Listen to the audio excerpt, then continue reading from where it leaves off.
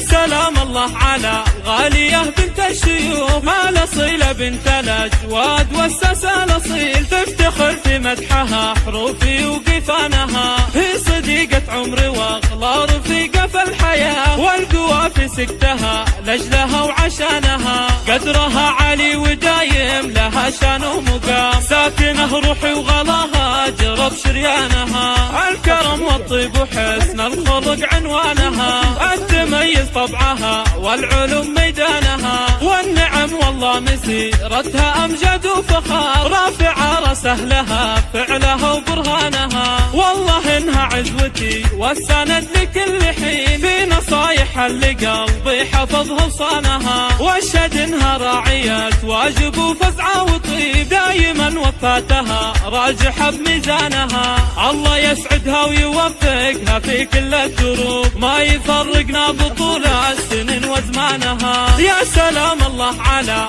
غالية بنت الشيوخ، ما الأصيلة بنت الأجواد والساسة الأصيل، تفتخر في مدحها حروفي وقفانها، هي صديقة عمري واغلى رفيقة في الحياة، والقوى في سكتها لأجلها وعشانها، قدرها عالي ودايم لها شان ومقام، ساكنه روحي وغلاها جرب شريانها، الكرم والطيب وحسن الخلق عنوانها، التميز طبعها والعلوم ميدانها، والنعم والله مسيرتها أمجد وفخار، رافعة راسه لها فعلها وبرهانها، والله إنها عزوتي والسند لكل حين، في نصايح اللي قلبي حفظها وصانها، واشهد إنها راعية واجب وفزعة وطيب، دايما وفاتها راجحة بميزانها، الله يسعدها ويوفقها في كل الدروب، ما يفرقنا بطول السنين وزمانها.